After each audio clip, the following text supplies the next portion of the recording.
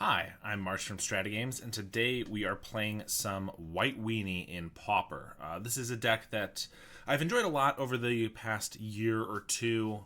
Played it quite a bit on the channel. It's kind of become a deck that it's not necessarily my favorite anymore, but also it's kind of fallen out of favor in the format in general. It was as high as 6 or 7% in the meta a couple of months ago. I mean, it might have been 6 months ago or more, but for some reason, it just does not really exist at all at the moment. That's not entirely true. There are still people putting up, trophies with it every week or so. And this is actually taken from Kid Renin, one of the prominent players of the deck. This list is ripped straight from them. But it just doesn't show up a lot in the leagues right now, which I find kind of strange because looking at the meta share here real quick on Goldfish, you have so many decks that it feels like White's really good against.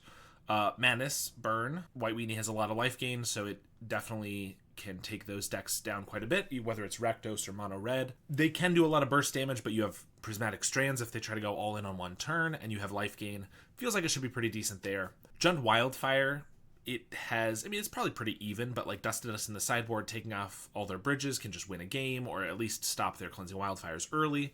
You have some decent removal for Chrysalises, and also you just go a lot wider than them. You have a lot of flyers as well, so Kirkland Shaman is good against you, but it's not, absolutely destroying you every single time. Blue Terror is another deck that feels like it shouldn't be a tough matchup for White Weenie, because we have Graveyard Hate in Thraben Charm to blow up their graveyard, to stall terrors. We have not the most removal to kill the terrors with Thraben Charms, but also some Journey to Nowhere in the sideboard, things like that. But Prismatic Strands is really good against terror. It flashes back, so even if they counterspell it, they have to have 2 counterspells. It prevents the damage from all of their creatures. Having multiple Prismatic Strands can hold them off for who knows how long. This is always kind of weird. It's not very clear what, like Madness Burn, I'm pretty sure this is both Rakdos and Mono Red, and this is just Burn. Maybe this is Red Rally, not 100% sure, but Red Rally should be an easy matchup as well. We have, again, life gain, and we have ways to, we just have so many creatures we can block very nicely. Hello, Zara, what's going on?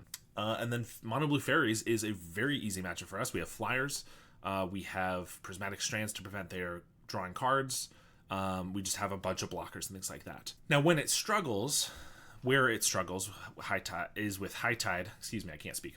Where White Weenie struggles is with High Tide and combo decks, things like that. So once we get here, we have some trouble.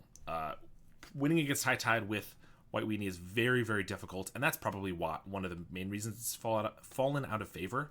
But if we look at the meta shares here, 11, 22, 32, 45-ish in these 5 decks that we have pretty decent matchups against. Feels like it shouldn't be too bad. 5% against High Tide. Spy Combo, not amazing, but Prismatic Strands counters the damage from Lotleth Giant, and 4th Raven Charms in the main deck means even our first game is pretty decent against Spy Combo. So it feels like that shouldn't be too hard of a matchup for us. Grixis Affinity, of course, loses to us because of Dust to Dust. And then Tron can be a tough one too. Elves is a tough one. There are definitely some tough decks for White Weenie, but in general, it feels like this should not really be a meta that's absolutely not being able to play White Weenie. And so I figured we would give it a try here. So, as I said, I pulled this list from Kid Renin.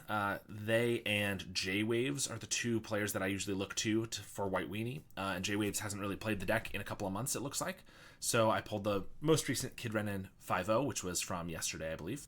And so, mostly pretty standard things, but let's show off some of the interesting cards. We are playing a couple of the Summon Chocomog. I know this is one that people were talking about a little bit, and I think that it could be pretty good. We've tried it a little bit, and people were, of course, trying it as like a 4 of. I don't think that that's super necessary, and clearly this list agrees. 4 felt like kind of a lot, so just 2 here. Battle Screech is pretty nice. Of course, it fills your board really quickly. We have only 6 Inspectors instead of a full 8. We have Lunarch Veterans, Thraben Charm, Squadron Hawk being played. This is one that was played a while ago and kind of fell out of favor again. but has made a resurgence, I assume because it's good with Chocomog, and just flyers are good right now against Court Clan Shaman, things like that. Fiend's Informant, Core Skyfisher, of course. We have 4 Prismatic Strands, and 1 Remosian Rally, which is a free +1/+1 to our team. Guardian's Pledge, of course, is +2/+2, but it's not free. And then our mana base, mostly plains, a couple idyllic ranges, and Eagles of the North. And then in our sideboard, we have Martyr of Sands as life gain against red decks. Destroy Evil, Journey to Nowhere, Standard Bearer, Holy Light for things like Elves, 4 Dust to Dust, and a Palace Sentinels. So we're going to take this into a league and see how we do. Now my Twitch overlay, not Twitch overlay, but the MTGO overlay has been not working for me for the last couple of days. I haven't seen any other creators having issues with it though, so I may just need to look into that. But we'll see if when we get in here maybe it pops up, because I can't actually see if it's working until we're into a game.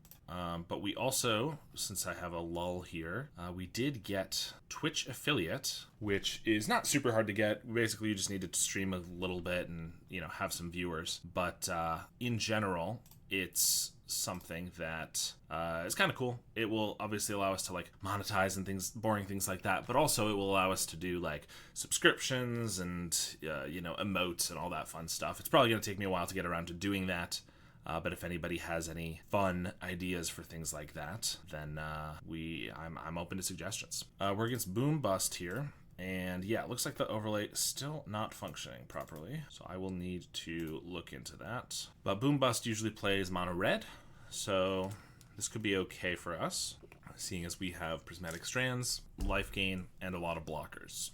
Just waiting on our opponent to get in here, and this hand does not really do anything. We only have 1 creature. And it's a creature that has to pick up a land, so I think this is a mulligan, unfortunately. This one's pretty decent. We have double Battle Screech, 3 lands, Inspector. I think I probably have to bottom a Battle Screech so that we hit our land drops, and I want to keep Prismatic for who I assume is a red opponent. And just in general, card diversity is pretty good. I've been keeping up with streaming a lot recently. Good work. This is Sarah, by the way. I appreciate it. I've been trying to spend my time putting out a lot more content, and yeah, this is a nice way to interact with people, so I've been enjoying it pretty well. Alright, they definitely are red, but did not cast anything on 2, not even plotting a highway robbery. I think we'll crack a clue here. I could have played the Veteran and cycled the Eagles. Maybe that could have been better, but they're not doing anything at all, which is interesting. So here I could just play the Summon Chocomog, but I think we probably want to get down Lunarch Veteran and cycle the Eagles for a land so we can get a Battle Screech going next turn. That gets us the ability to go wide quickly. It'll make the Chocomog a lot better. Also, it lets us gain a bunch of life, assuming this guy survives. There's an Epicure, and so we'll pull out an Idyllic Range, obviously. I guess I don't have to if I don't want to put a counter on one of these guys, but it feels like we might as well. So we'll Grange onto the Inspector, and I'm just going to go for the Battle Screech. I assume the Veteran might get shot in response. In fact, both of these might get bolted in response. Ooh, Lava Dart. Fair enough. And then a Fiery Temper. Yeah, to take this guy out. So that I can't flash back the Battle Screech. That makes sense. But they're having to spend a bunch of removal spells on our creatures, so not the end of the world. And if they attack, I think we'll take it. We're probably going to be playing a creature that can block that better. They do have a Grab the Prize with a Snacker, so another Skyfisher. Okay. So I can play 1 Skyfisher, and then if they bolt it in response so that I can't get the Battle Screech, then I could play another one. I think maybe we just bring back the Lunarch Veteran first, and then we can Battle Screech here, and then I could leave up a Thraben Charm. If I block this Snacker, I could exile it, or I could just play a Skyfisher as a blocker. I think, feels like we should probably leave up Prismatic Strands pretty soon here, because if they just get a Gutter Snipe with a Lava Dart in the graveyard and other things, it can be pretty rough. But I think we're going to start by Skyfishering back the Grange for an extra counter, or I could just pick up the Lunarch Veteran. Next turn I could play that. I think I kind of like it where it's at. We'll do this and put a counter on a bird token, and so then we have a blocker for the Epicure even if they kill the Skyfisher, but they just bolt us. Yeah, could be scary here. Possible that I should have just left up the Prismatic Strands. We'll do that next turn for sure, but we'll see if I'm still alive. They have a Fiery Temper at face, so we're at 10 plus a Lava Dart. Looks like we might be okay.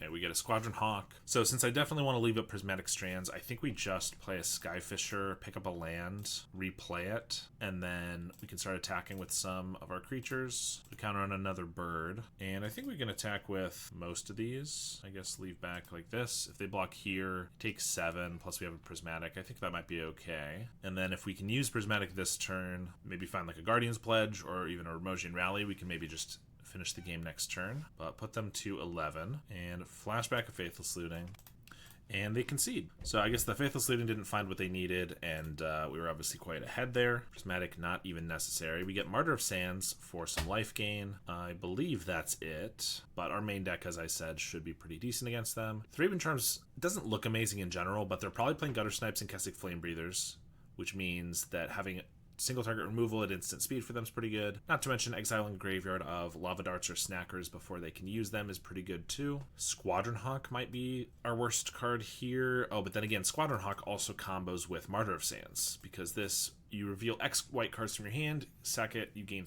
X 3 times X life. So if you play a Squadron Hawk, you get 3 times that many creatures in hand.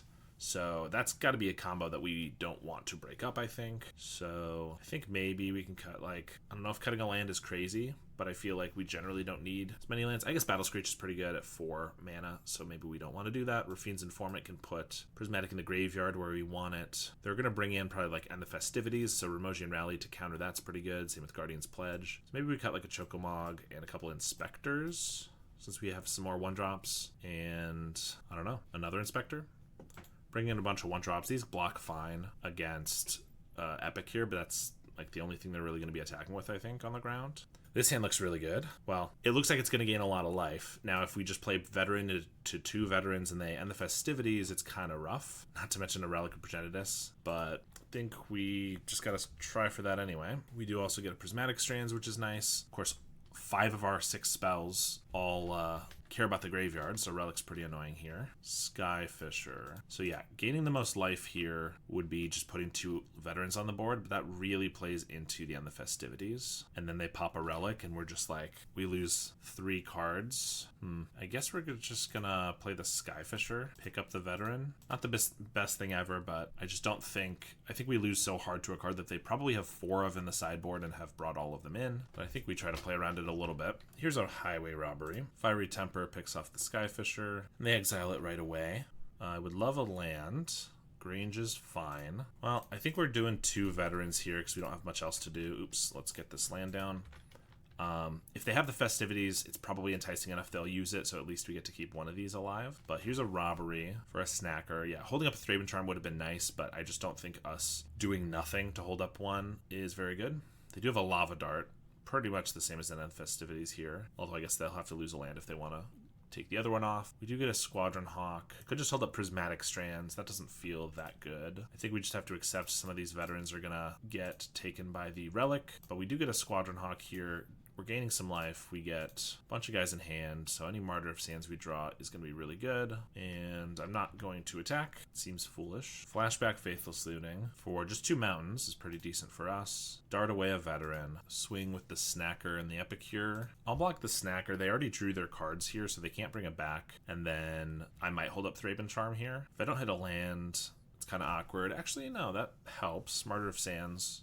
Well, I can Martyr of Sands, and then I could reveal it's white cards, so I could gain 18 life off of it, but then I don't have the Thraben Charm.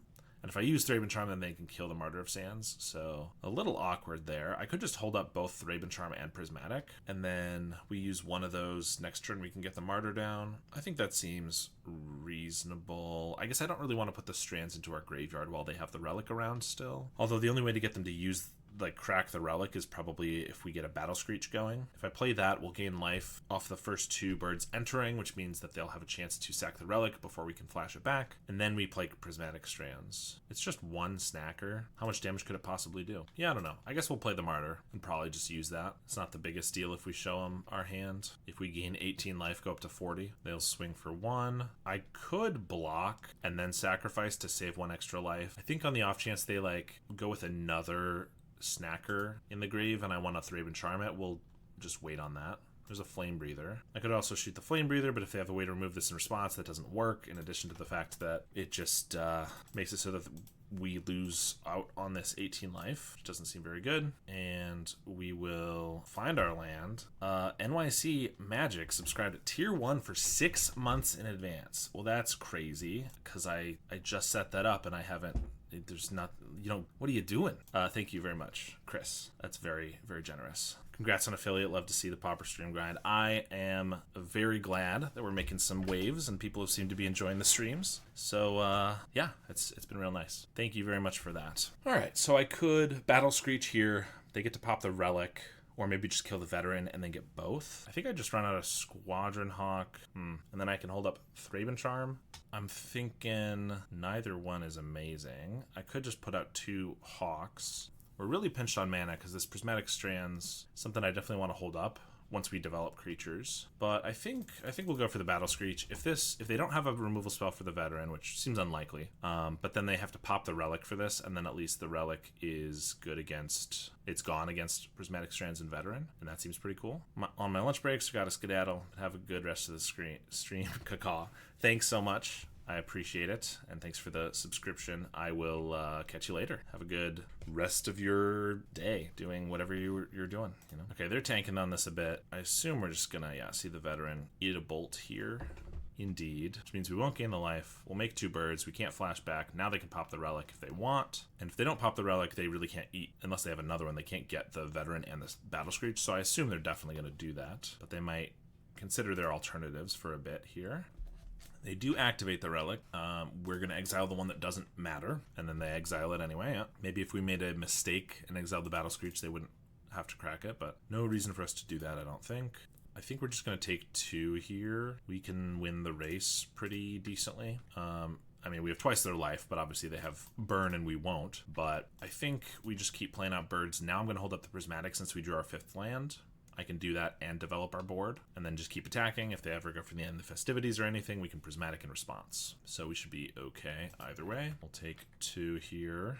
I mean, if they have like and the festivities and an Electrickery, maybe they get us, but can't do much about that. I could go for a Thraben Charm at the end step, but they could probably remove 2 of these pretty easily, I think. So we're gonna just keep putting out Hawks, and it's also possible if they have like 2 end the festivities, they use one on 1 turn. Prismatic, use one on the next turn. I guess I hold up a bird for that to not happen, so maybe it'll be fine. Blood away of Faithless Looting, and see what else they want to do here. Searing Blaze. Okay, so that takes out this Hawk and deals me 3 because they did hit their land drop. So I could Prismatic that. It's only taking out 1 bird. It is also dealing us 3. I mean, obviously, if I was going to do it, I should have done it in response to that, but I don't think I'm going to do that regardless. I don't know. If we use it on that and then they have something in response, it's kind of rough. Maybe it's not the worst. I don't know. They have another Searing Blaze. Now it feels like we should. Yeah, I know we didn't use it on the previous one, but like the fact that they're doing this makes me think that they probably, and obviously they got in for damage that I could have prevented, but this makes me think that they don't have an end the festivities, or maybe they're just baiting for it with the Prismatic. But now we can play a Hawk, Thraben Charm away their Flame Breather, and still hold up our Prismatic Strands, which seems pretty decent, because of course this flashes back for free, as long as we can tap a creature. They're swinging for a damage here. Flashback Faithless for a Snacker and a Mountain. Not quite what they need, and a Flame Breather. Creature would be great. Not a creature's not great. So I can't really just swing with everything, because then we don't have the Prismatic Strands up. So I think, and then if they haven't end the festivities, we lose our board. But we still have like a 2-turn clock here, 2 to 3, depending on if I end up attacking with this guy. We're still in a very good spot, but I could definitely afford to use to draw more than just lands here. There's a Gutter Snipe, could be bad. Epicure, okay. Like a Guardian's Pledge would probably just win us the game. 2. We're gonna play an Inspector. That's very nice. It allows us to use Prismatic Strands off of a guy that's not attacking, unless they, bolts right here. So if I use Prismatic Strands off this one guy, and they have the end festivities, it's not great. As is, this just makes it so we don't have a 2-turn clock. They do us 3 damage, but I think that's fine. And then obviously if we get like any way to pump these guys, it could be really good. Oh, just a Battle Screech is not bad. We will flash that back. We get to hold up our Prismatic Strands, and this means we have lethal next turn. And we're still at 21 because of that insane Martyr of Sands, and we get match 1. One of the most popular decks in the format. White Weenie, very good against. Part of the reason I think it might be okay in the meta. We will see if that continues to be true. We have found another opponent. All right, this hand is not exceptional, but we have a 1-drop that draws us a card later, plus a Core Skyfisher, which can redraw us a card. 4 lands is a lot, but also we're a deck that wants to get to at least 4 lands every game because of Battle Screech. So I think this hand's pretty reasonable, but really depends on whether we get like some other creatures on curve. We'll start with an Inspector, and Escape Tunnel is interesting. Until they sack it, we don't know exactly what they're on, but the 2 things I think of when they play that is either Mono Green Infect, I guess it could be Green-Blue Infect, or Tireless Tribe. Some people also play one of those in Black Sack. Can't say I've loved it when I've tried it, but that is also a possibility. Or I guess Kiln Fiend is also possible. Those are like the only decks I can think of. Snow-Covered Island is telling me probably Tireless Tribe, since this can give unblockable to the tribe and then they attack. Ponder, they also play a lot of cantrips, so that's definitely where my money is headed, I guess. Another Escape Tunnel. They're going to have the right mana, but they are a little slow here. I don't know if we have an amazing match against them. Thraben Charm is most of the removal we have. I guess Prismatic Strands kind of just hoses them. And that's pretty good. Since they are combo, this is a little mana inefficient to just play out 2 Inspectors and not crack a clue, but I kind of like getting more aggressive while they keep trying to set up. So this is like just over a 4-turn clock. So if we could find one other creature in that time, we can be a 4-turn clock, which is a good amount of time, but obviously we have ways to speed that up too. Preordain. And there's the tribe, Guardian's Pledge. So that can let us deal 10, 11 with the Grange. Obviously not quite enough. So if they just have, they missed a land drop, which is notable. That means they have 7 spells in hand. For the combo, they're going to need some way to make it unblockable and an inside out. The unblockable is going to come from an Escape Tunnel or like a Rift Walking, Shadow Rift. There's one that gives shadow to it. And so that's, both of those are going to cost 3 mana. I can also Thraben Charm it right now. They're going to have to discard 2 cards to keep it alive. That's not that hard to do. I think we're going to crack a clue. Rafine's Informant. We're going to play a Grange, buff up a Skyfisher, I guess. Just because I'd rather have these more like easier to chump block and not lose out on my power. And I could Thraben Charm, but they're still gonna have enough to do it. So I think our best bet is Informant and try to find Prismatic Strands off the top. Well, we'll discard a Plains. And if we attack for 5, well, so how much damage do we have next turn? 4 is +2 for 4 creatures is 8, 9, 10, 11, 12, 13. So if we hit for just 4 here and we have one of these guys alive, it should be enough. I don't know if having an extra creature really matters because I don't know if they have removal. It's mostly just ways to fully make this unblockable. Wedding Invitation, I think, is another one they sometimes play for unblockability. But Preordain is decent start for us. Oh, I was counting 8 damage from the Guardian's Pledge as if these would all be alive, and theoretically if they attack and I block, it might not be the case. Doesn't look like they're going to have the combo this turn though. If I attack with everything, they're gonna have to block 1, which means we have 1, 2, 3, 4, 5, 6, 7, 8, 9, 10, 11, which means I wouldn't have had lethal if I attacked with this either way, unless we get like a Remosian Rally here. But yeah, I did my math a little wrong. Squadron Hawk. I could attack with everything. They're forced to block 1. If they don't, then I just win with the Guardian's Pledge. But they just discard 1 card. It's not a big deal. But then I play a Squadron Hawk.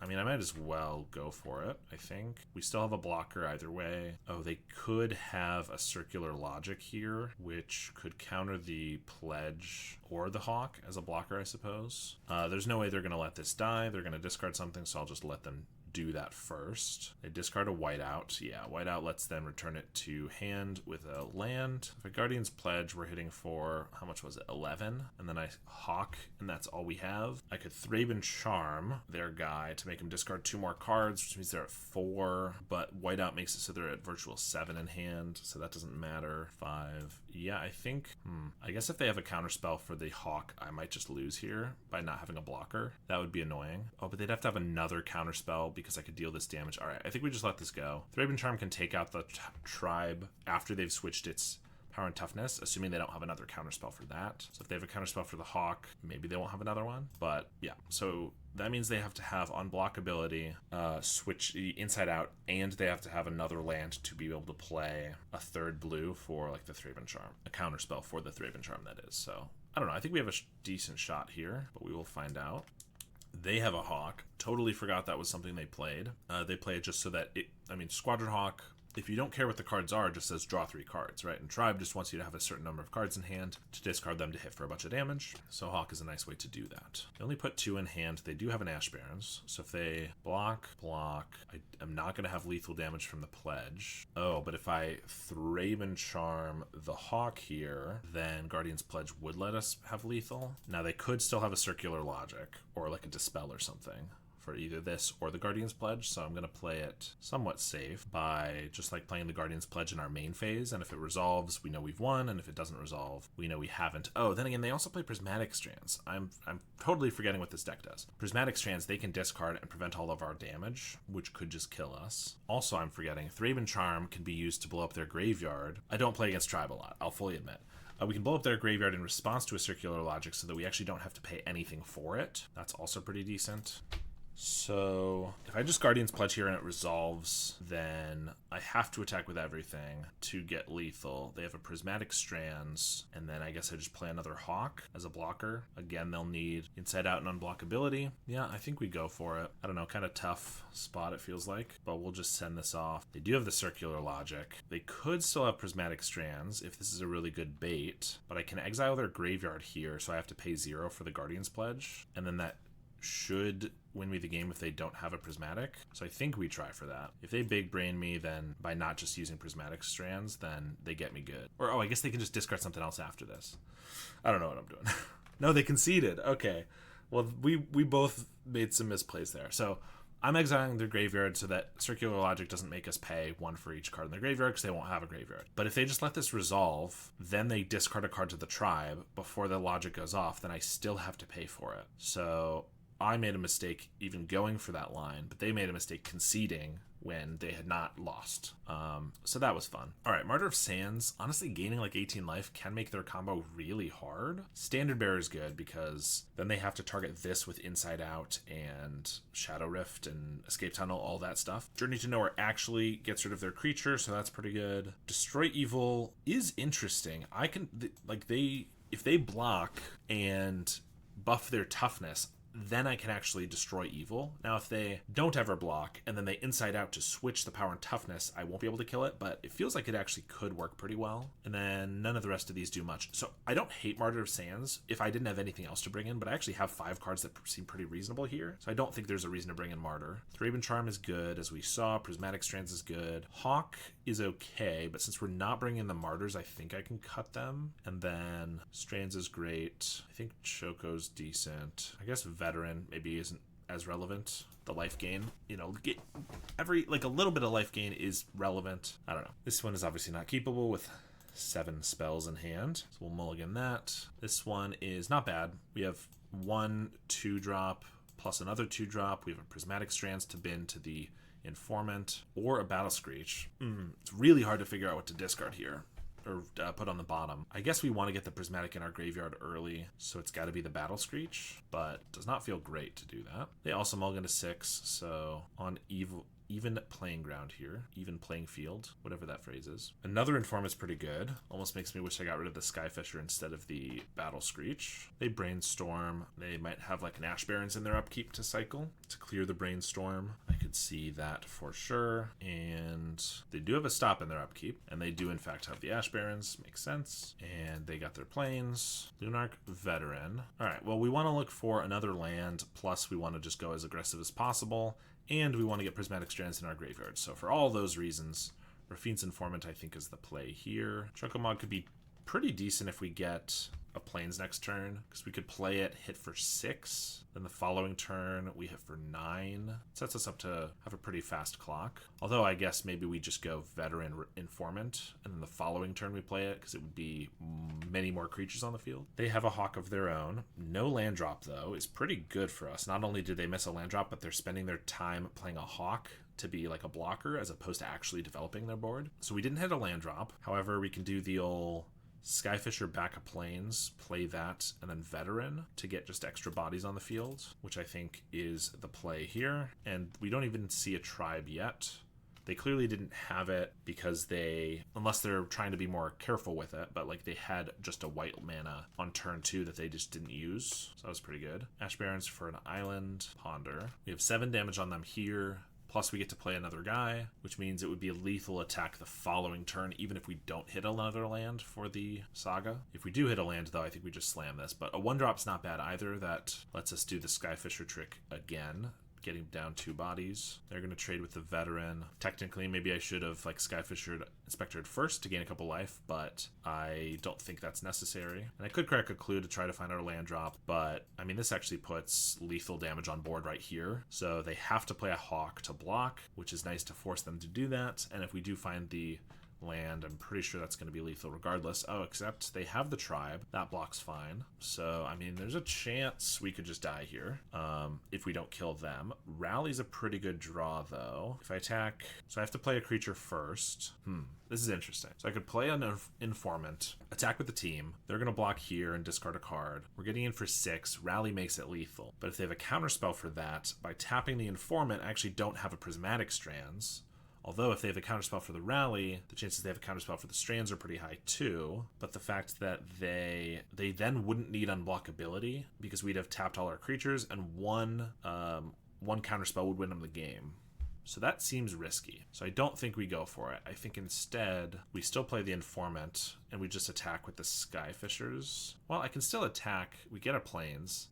I guess, is Rally even relevant here? If we're not... Yeah, I guess I can discard the Rally. We have Choco for next turn. I can still attack, and this still can block and Prismatic Strands. Yeah, I think that's fine. So I can still attack with everything. I just don't need to go all in on the Rally this turn to win, because that seems very risky. And by attacking, they have to block here and makes them discard a card that they wouldn't have to if I didn't attack with everything. So, like, just tax their resources a little bit more, which is good. They do discard a Hawk. So yeah, we're not getting in for lethal. This does still die to a counterspell plus the combo. They impulse here.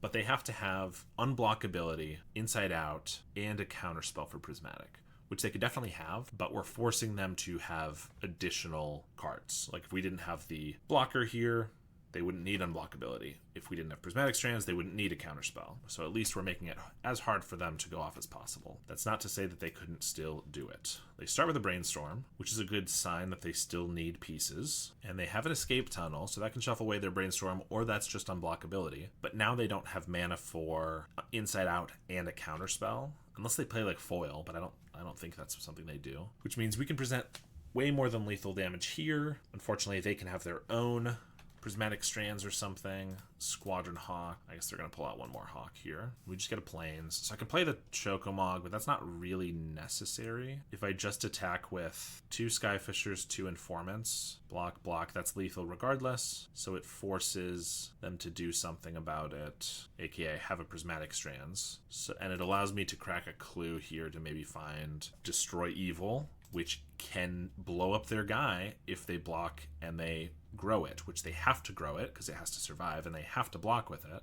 Actually, they don't have to block with it. I'm getting a little hasty on that. They have Prismatic Strands, so they don't have to do any of that. I'm assuming they have a Prismatic Strands because otherwise they're just dead regardless. So yeah, so Destroy Evil might not save me here. However, maybe it does. They double block here. Interesting. Oh, I guess actually... There's a lot of things to think about. To get the Prismatic Strands in their graveyard, they have to discard it, which means that the Tireless Tribe is going to be bigger. They discard that, Squawk, which means they're taking lethal damage. So there's no reason for me to Destroy Evil here. So I'll just go to damage. Okay. I wasn't exactly sure. If they had a Prismatic Strands, they actually would have had to discard it with the Tribe, which would have grown the Tribe. Then we can Destroy Evil the Tribe. And unless they have like a foil, which is... a free counterspell, then they would have to lose the Tribe, in which case they couldn't kill us next turn. So they would have to have like 2 more Prismatic Strands to be able to survive long enough to get another Tribe down. So like I think we did our best to win that match, and we did. So 2-0 right now with White Weenie.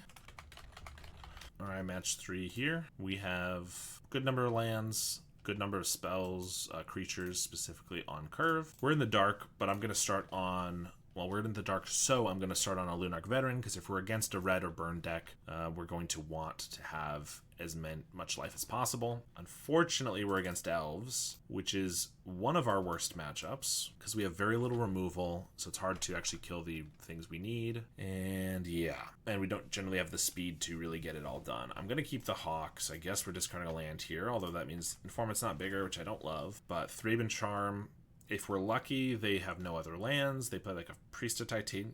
Excuse me, Priest of Titania here. There it is. And then we just Thraben Charm that, and they get stalled, but they did have the land, so shooting this doesn't stop them that much. Prismatic Strands is a good card against them, for sure. Well, we're going to attack for 2. Can't attack with a veteran because they could block here. I could bluff it, which is not, you know, it's an option, but it's not something we're going to do right now. I pretty much have to kill Priest of Titania. If I just let them untap with 3, 4, 5, 6 land, or 6 mana, that's just kind of unbeatable, I think. This way they only have 3 or maybe 4 with the Sentinel, maybe 5 with the land. Like, they still have a good amount, but Winding Way is not creatures on the board, and 2 Generous Scents are mostly just land drops for the moment, so not the worst thing ever. They get another forest. They can at the very least play Birchlaw Rangers and maybe another 1-drop if they have that too. Sentinel into the Birchlaw. Okay, that's not the worst thing ever for us. The fact that we discarded that land is pretty bad, though, now that we have the Battle Screech. Like, this way they have 4, 5 mana. Maybe they can get a Generous Scent down next turn. The fact that they didn't leave... They could have played the Birchlaw Rangers first, tapped this, and then had a Sentinel up, which would have prevented us from attacking with 2 of our guys. But I guess if they want to trade Birchlaw for Informant, maybe they want that the lower value creature to trade, since these have reach. I think that's reasonable, potentially. All right, so we could play a Squadron Hawk. It's just 1/1/1 for 2. That's not great. I don't think that's going to win us the game. I think we got to reach for like another land here with the Clue, and that's pretty good. That lets us do Battle Screech next turn, plus a Squawk this turn. And okay, it looks like they are trading this for the Informant, so that makes sense as to why they wanted that one untapped. But by doing that, they took 2 more damage than they had to, which is fair if they wanted to trade 2 damage for the better creature. Seeing as we're about to play a bunch of flyers, I think that's not unreasonable. Another Winding Way. Okay, so Generous Scent's not just coming down right away here. Potentially. I mean, Quirion Ranger can always give them enough mana, maybe. That is only draw 2. Masked Vandal doesn't matter too much, especially because we got rid of our Clue, which is nice. Play the Ranger. That's 1, 2, 3, 4 mana they have, I think. 5 once they play another creature total. Lead the Stampede. Unfortunately, we're not pressuring them enough for this to be like, oh, they're just spinning their wheels, we can just kill them quickly. We do get a Battle Screech next turn, and if we then find immediately like a Guardian's Pledge, maybe we can get them, but short of that, we might fall a little behind here. They get an Arbor Elf and another Arbor Elf. They couldn't get down the Priest of Titania, which is kind of good for us there. Yeah, it's got to just be Battle Screech. And I can't really attack, because if I attack with a Squadron Hawk, they untap a Sentinel with their Ranger, and I just lose that guy. It sets them back a mana, technically, but I don't think that's really worth it when we're trying to go wide. So I could attack with the Inspector, but they could just do the same thing and bounce off each other, which actually would be fine. Or they could trade with the Arbor Elf, which might have been fine too. Maybe I should have just attacked for that, because it would have just been 1 damage. Either we get 1 damage in, or we do a pretty favorable trade. I think that might have been a mistake. But yeah, I guess our goal here is find a Guardian's Pledge, and Prismatic Strands, if we don't find that, can buy us a couple of turns. If we can go wider than them, and they only have a couple reachers, which currently they have 2, plus the Generous Ant, then it might not be great. Might not be enough. So yeah, there's the Ant. So they have 3 reachers. We only have 5 flyers, which means we need 3 more, plus the Guardian's Pledge. Now a food token came down, so that would be 4 more. Yeah, we have a 1 of Holy Light in the sideboard, which is pretty good.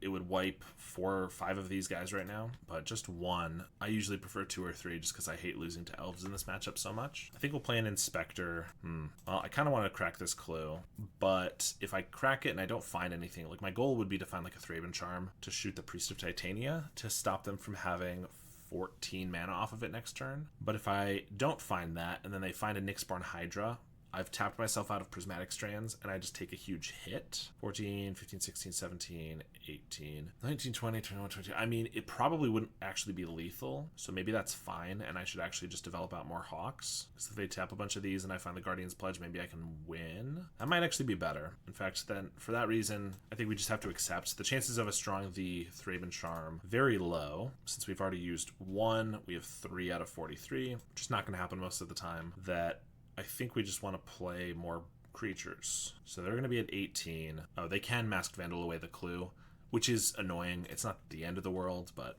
obviously us losing a card draw could be relevant. But if at any point I guess we have 6 creatures more than they have blockers, and we find a Guardian's Pledge, we could potentially kill them, which, you know, that's an out of sorts. They're tanking, trying to figure out what to do. Maybe calculating if they can just kill us outright, which would be kind of rude, I'm not gonna lie. Or they just fell asleep or something, I don't know. Well, another Quirion Ranger makes it so that this priest can do 27 mana now with 9 elves. So if they have the Nyxborn Hydra, I'm pretty sure it still won't quite be lethal, but I'll probably have to block with a bunch of guys, which will more or less lose us the game anyway. But I think not putting those guys on the field just didn't really do us any favors either. I don't know. Would have been nice to have an informant, another informant or something to put the Prismatic Strands in the graveyard, because I'm pretty sure I did not have that Strands when we played the informant, because I probably would have just ditched it right away. But yeah, 30 mana, which is on the generous sense could be 35. Okay, they have another generous set. They might not have the Hydra, but I feel like if they just automatically tapped for that much mana, they probably do. They just want to get an Ent down anyway. We do have more removal in the sideboard to destroy evils, which unfortunately doesn't get like Priest of Titanias and stuff, but it can take out a Nyxborn Hydra or a Generous Ant, so it can still be reasonable. And we have 2 Journey to Nowhere, which can take out Priest. They'll probably take out the Masked Vandal, so Journeys shouldn't be that risky, I think. Alright, yeah, they have the Hydra, 29 power on the Generous Ant, just to confirm that, because it's so small. Yeah, 29 power. So I could take the hit. I'm at 1, but then we have Strands for the next couple turns. It being at 1 might even entice them to attack with some of these. I guess probably not, because we have blockers, but let's see, they have 7 blockers with the Quirions on tapping 2, which means we only have 3 guys that get through. No, because we have only 3 on the ground. They have only 4 flyers. Oh yeah, that's the same. So we have 3 guys that get through. So yeah, we're pretty far from lethal here, I think. Not to mention they have another food token, Lunarch Veteran. I could play a Veteran, but I have to hold up Prismatic Strands, so then I can't play anything else. So I think I'd rather just crack this clue. If we get a land, then I can play my Veteran still. Yeah, unfortunately, I can't even like attack with birds just to chip in for a little bit and then use a Prismatic Strands like offensively, because they still just block 4 of them. I use it, I get in for 3, and that's not enough to make a relevant difference. If another Lead the Stampede.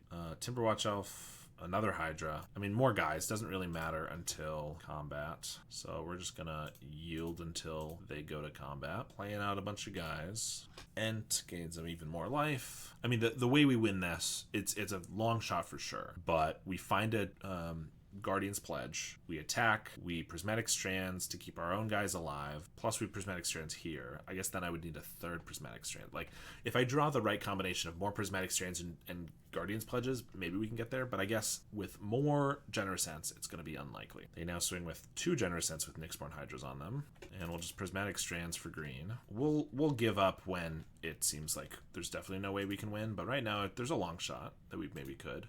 We don't have 28 damage, so unfortunately we can't actually kill one of these with our guys. So that's a bummer. Summon Chocomog. I mean, I guess that is one of the ways, because it's sustainable damage. They have 1, 2, 3, 4, 5 blockers with reach, and I can't use the Prismatic Strands here, which means we're going to lose 5 birds. Well, I think we're just going to go for it. Oh, this is also an enchantment. Maybe I shouldn't have shown this, because it actually might have them keep Masked Vandals in. The chances of us winning are so low that I'm not going to give up if there's no reason to, but a reason to is hiding information. Information can be really valuable, and so seeing as I not only have these that I don't want them to have the Vandals for, but I'm also potentially bringing in more enchantments, giving them that information when we're a deck that generally Masked Vandals aren't very good against, might end up making them side differently and might be problematic.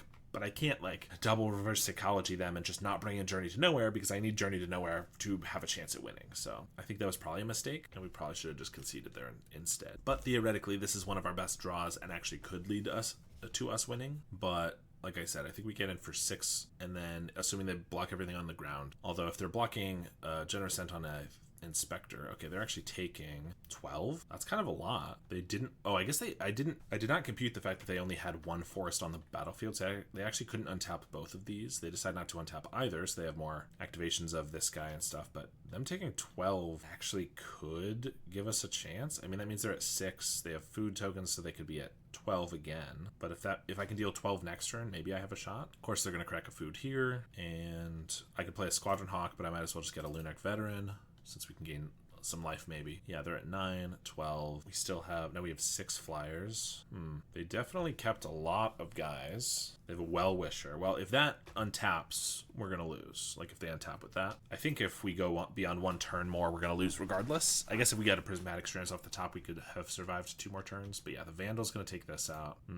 But theoretically, if we top deck a Guardian's Pledge here, that might be enough damage. I guess they can untap these both, but they lost their other 2 Reachers. They only have 3 Reachers. 1, 2, 3, which means we're 1 damage or 1 attacker short. They're only attacking with 1 of these, which makes sense since it's lethal. Okay, I don't think we're gonna get there, but it seems kind of close actually. They have 3 Reachers still. We get a Plains. All right, we're gonna die, but you know, not terrible. Actually, we had Prismatic Strands we could draw to delay longer. We also had Thraben Charms because we could, if they only attack with 1 Hydra, blow up the Hydra. The guy doesn't trample. But the Well-Wisher was going to make it so we couldn't win there, probably. I don't know. It was kind of interesting. We get a Holy Light. Standard Bearer is also decent. It makes it so that their Quirion Rangers, their Timberwatch Elves, their Hydras all have to target either the Standard Bearer or their Masked Vandal, which is another reason I would prefer that they side those out, but I don't think that's going to happen anymore. So we get 6 cards that are okay here. Thraben Charm, we want all the removal we can get. We can take out the Hawks, I think. We want all the burst damage we can get as well. Prismatic's tough because it's like, it's good at keeping us alive, but if we're in that situation, we have to already have the tools to like race them over the next couple turns, and that doesn't seem great. But I guess Inspectors get blocked so easily, maybe it's better to just cut a couple of those. So we will try that. This hand is very good against them.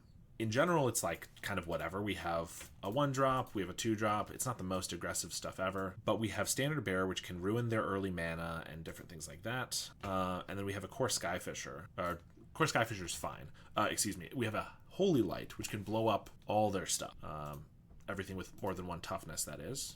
Or one toughness or less. But we're going to do a little bluff attack here, see if we get in for a damage. Probably won't, but if we do, we don't lose anything by attacking. And also, we might gain, we're putting in their head that, oh, we're just bluff attacking, and then if we do that in the future, and then we're able to Holy Light away the Sentinel as well as some other creatures, that can actually be really strong.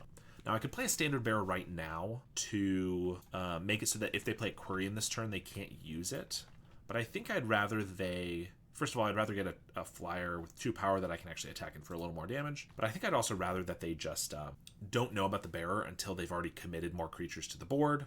And so if they go with like, oh, we're going to play a Quirion Ranger so that we have a better turn this next turn, and then I'm able to Standard Bearer to throw that off, I feel like that's a little better. Now, Priest is really scary, but luckily we drew a Thraben Charm, so I think I can just Thraben Charm this and not have to use our Holy Light on just a 1 of Priest of Titania, which, you know, otherwise I might, because Priest is just that good. But I think we're going to just Thraben Charm it so that if they have just more dorks, we can get more of them later. But I don't want to just let it go because it's possible that they could play like a Generous Ent here, which is pretty bad because I can't attack past it. I currently can't destroy it, so 1 Generous Ent could just block us here. Not to mention they could just like lead the Stampede and draw a million cards. So the fact that we get to sandbag the Holy Light's pretty nice there. Unless they play like 2 or 3 1/1s here, I'll probably like Standard Bearer plus Plains. They just play a Hydra as a 1/2. They have nothing going on. That's crazy. Okay, well, this is only 2/4 of power and toughness, so I can still attack with my Skyfisher. So I will do that. Now, if they double block for some reason, I could deal 1 damage to each of them, and then I could Holy Light to wipe them both, but that doesn't seem necessary, plus they're just not doing that. I think I'm going to get my Standard Bearer down now, in case they have like another Hydra or something weird. Yeah, clearly, I don't know. Clearly they don't have a lot going on, so I'd like to stifle any ability that they have to do something here. Maybe they just have like a bunch of Lead the Stampedes and they didn't have 3 mana because they didn't have another guy. There's a Lead the Stampede, so that might be it. But like playing a Hydra there meant that they have no elves, like no elves at all, right? Because any elf would have been a better play than that. So I can't imagine that they had any of them at all. There's a Aquarian Ranger, but they can't use it, remember, because the Standard Bearer. They could use it to bounce a forest, but they can't use it to actually untap one of their guys. Vitu-Ghazi Inspector can become a 2/4 or just a 1/3 reach, so it blocks pretty decently, and actually can buff our Hydra to block, their Hydra to block. Timberwatch Elf is also a good one to know about. I think we just slam down this guy. We can start attacking for some damage. Holy Light, we are not getting enough value out of yet. And, oh, Vitu-Ghazi Inspector, put +1/+1 counter on target creature, so they have to target our Standard Bearer. So I don't really want to lose our Standard Bearer. I could attack and they could trade here, but the Aquarian Ranger is already pretty much useless. And we have a way to kill the Aquarian Ranger already, so I'd rather just let that go, I think. Timberwatch Elf also can't target anything except for the Standard Bearer, unless they find a Masked Vandal here, or have a Masked Vandal. They just play an Inspector. I guess they didn't have evidence for it anyway, so it's a 1/3 reach and another Inspector. All right, that's what they got. I mean, we haven't won yet, although that's a very good draw, but we're in a very good spot. We pump our team. We can play both Holy Light and Guardian's Pledge if we really want. Put a counter here to make it so it doesn't die to just one of these. I think we'll just swing with the team, and then I think Guardian's Pledge will just... They'll probably block enough it won't actually win us the game here, but like killing 2 or 3 of their guys is just gonna put them too far behind. I think their best play is maybe triple block this guy or something. Oh, this is not bad. They block here to prevent that, and they double block here to make it die. But then I just Guardian's Pledge, I hit in for 10, and I wipe their board of these 3. Don't lose any of our guys, and that's pretty good. They have a Well-Wisher, so if they play one more guy here, technically they can survive, but they have to chump basically all of these. And obviously we have the Holy Light. I'd rather not show them that if I don't have to, and they concede, so we don't. So maybe that can be something they're not anticipating for the next game.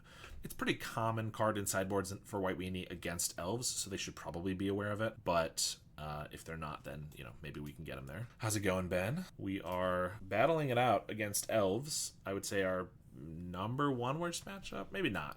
High Tide and stuff would probably be worse, but one of our worst matchups as White Weenie. This hand is okay. We have a 1-drop. We have a Journey for their early guy. We have Prismatic for a late game. It's just 1 Journey, though, and then otherwise it's not very aggressive. I think we got to mulligan this. Just woke up from a nap and watched your Esper vid. Yeah. How did you enjoy it?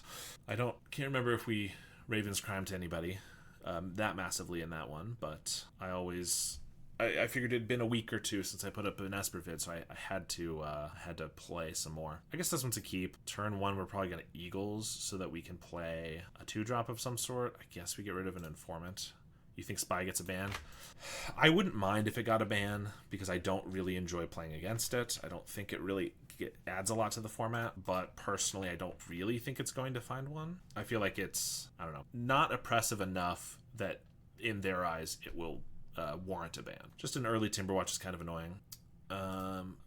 We can't do much but an Informant. Dude, that second game you had almost everything you could and they still got you. That is true. That did feel frustrating. Playing a deck with 2 Thraben Charms main deck, 2 more in the side, Fairy Macabre in the side. But I mean, I could be playing I could be playing all Fairy Macabres instead of Thraben Charms, right? So I could be playing more free interaction. I don't know. I don't really know what to get rid of here. Skyfisher feels like one of our best cards, but we need Destroy Evil for this or something. Remosian Rally feels like a way to actually get across the finish line. Inspector just draws us a card and actually makes it so that the Skyfishers have something good to pick up. I guess we'll get rid of one of these. Yeah, I don't know. Like I said, I mean, I'd be happy for a ban of it. I do feel like one thing I say about Tron a lot, Tron's not one of my favorite ones to play against either, especially Flicker Tron, because High Tide is annoying. I'm jumping between all these decks I don't like, right? High Tide is annoying, but at least I get to just zone out for 10 minutes while they go off, and maybe I win at the end of it.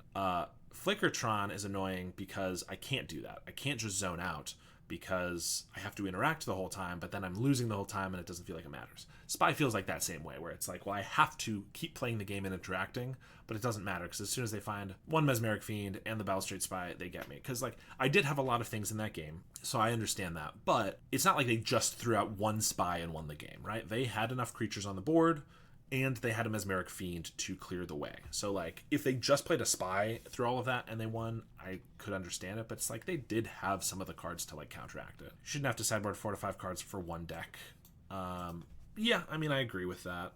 Certainly, when we've seen like 8 blue blasts in every blue sideboard because red is too oppressive, that's usually when red gets a ban. Things like that, like Swift Spear and Kuldotha. Although still a lot of those decks play, 6 Hydras or whatever. Isn't it banned in other formats?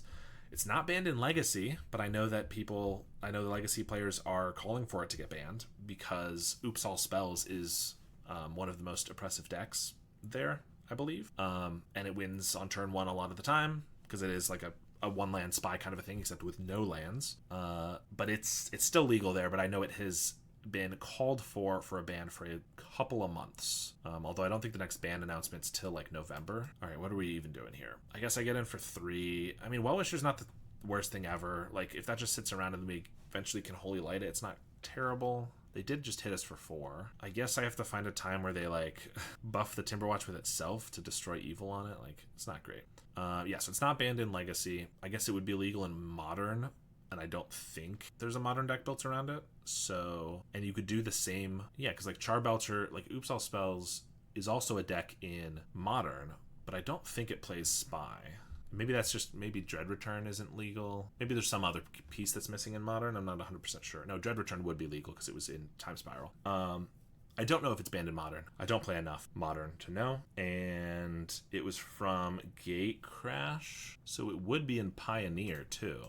But again, just that one card, right? I don't know if the other pieces you need would be in there. But it's definitely an oppressive strategy sometimes. I think I'm just playing Inspector and Skyfisher here. So yeah, I'm not even necessarily saying that I don't think it should be banned. I'm not really sure. I think I could see the argument for it. I just, based on how the PFP, who in general I think do a great job regulating the format, far more than other formats that have to wait 6 months to get a ban that they've been asking for forever.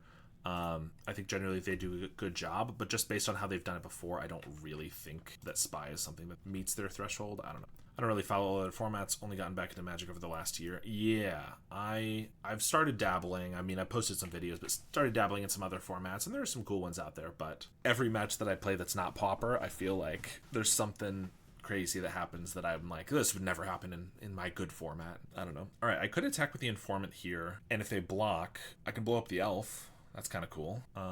If they don't block, what does it matter? I could just Battle Screech and we get a Remosian Rally, or we have a rally to go the next turn. Of course, they're gaining a bunch of life here, but I can't do anything about that for now. I think we're just going to Battle Screech. If we find like a Guardian's Pledge in addition to the rally, this could really set us up to deal a lot of damage quickly. Plus, they just don't have any flyers, or excuse me, reachers at the moment. So, I mean, they have a V2 Inspector coming, so we know that might be a problem, but it's possible that we'll be able to just chip in for some damage.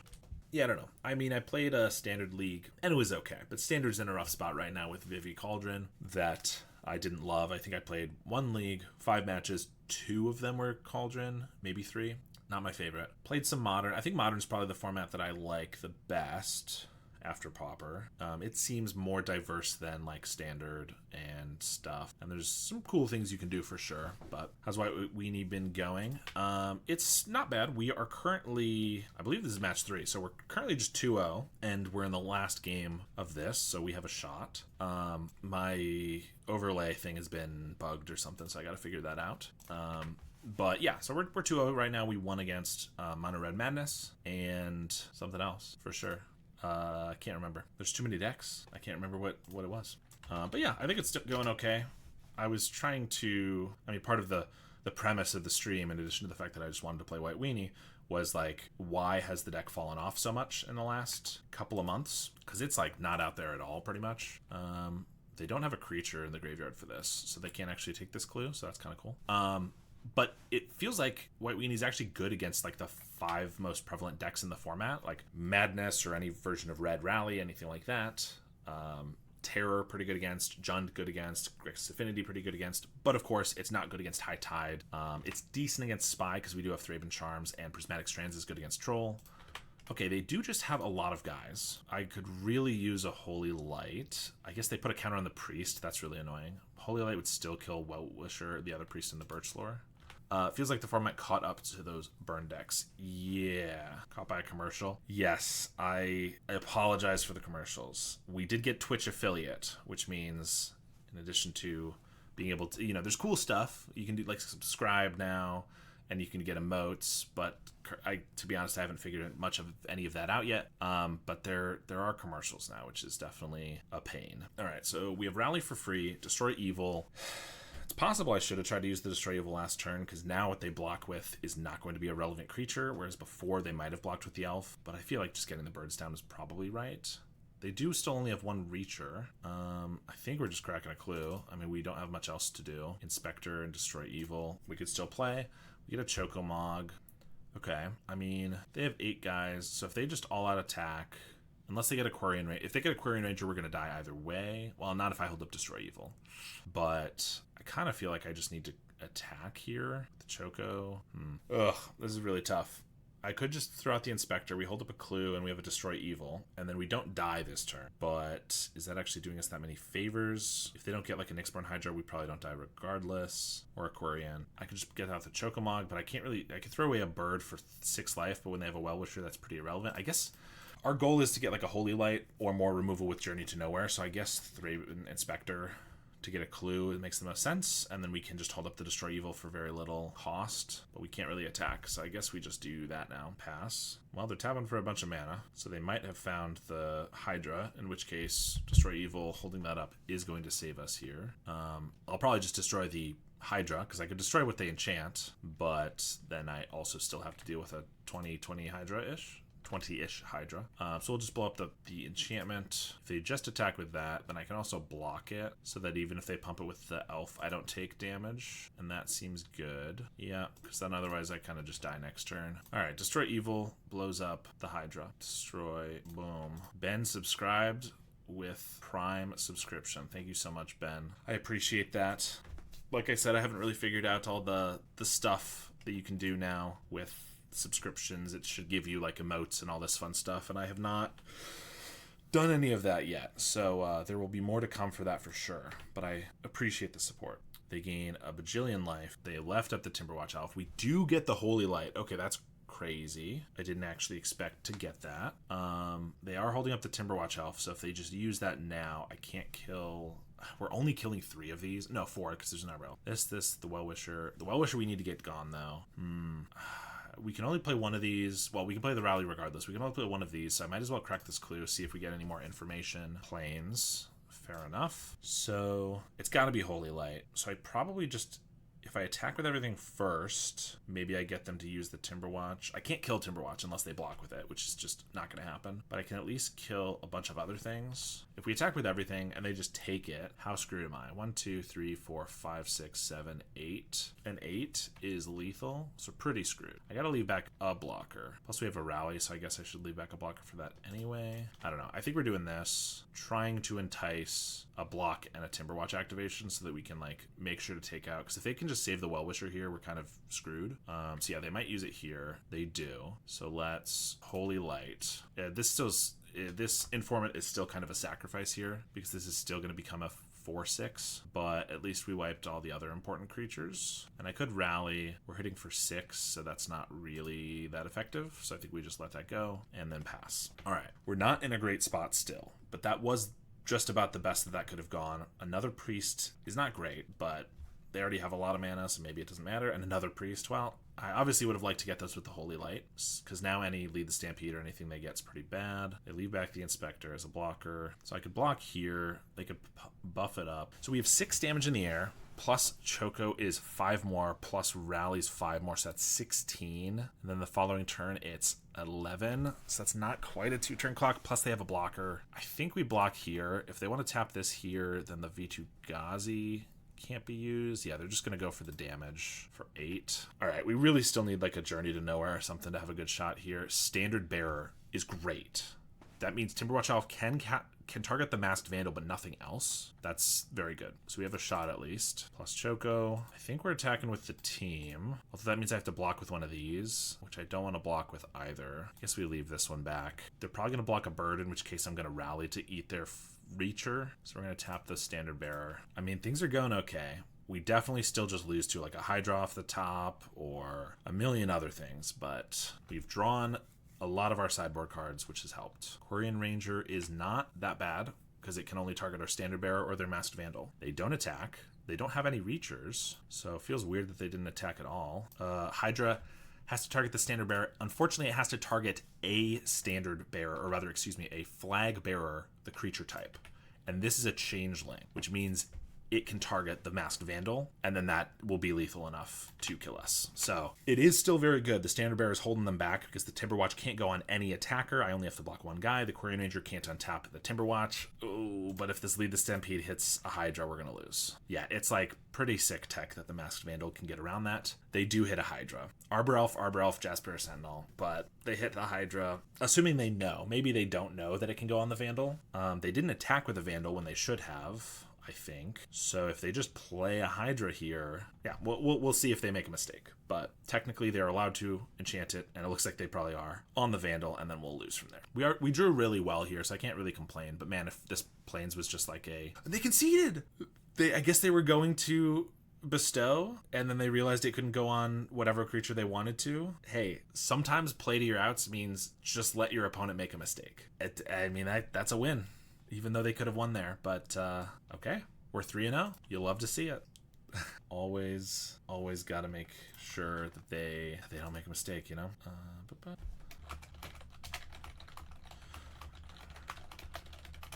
Maybe you didn't know that you could cast it on the Vandal. Yeah, I assume so. I mean, if they did know that, then they would have just gone for it and attacked for lethal. We didn't have a Prismatic Strands or any more enchantment removal in hand, so I assume they just didn't know. The thing that I was concerned with is even if they didn't know, if they clicked on the Hydra and said, like, bestow, it would have lit up the available targets, which would have been my Standard Bearer and their Masked Vandal. So I assume they either didn't do that and just read the Standard Bearer and were like, oh, I can't target anything, or they did that and just didn't catch that they could enchant their own. So, you know, technically a win. It was a game that we were going to lose if our opponent played properly, but you know, still counts as a win. So pretty happy with that. And that's why that match is so tough for us, because we drew so well that match. We had a Destroy Evil, we had the Holy Light, we had a Thraben Charm early to take out the Priest on turn 2, I believe. I think that was the same turn. And we had a Battle Screech to fill the board, and then we had a Choco and a Remosian Rally to deal enough damage.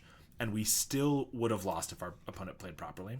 Elves is really solid. It certainly is. All right, this is very flooded. It's 4 lands, but also Eagles is another land, unless we get 2 more lands, which I don't want to get, which is not great, but we're on the draw. We have 2 playable creatures, one of which draws us another card, so that's another little mana sink. And this is a deck that really wants to hit its land drops, so I think we're going to keep it. If I knew I was against like a deck I needed to be really aggressive against, I wouldn't, but we're against fairies.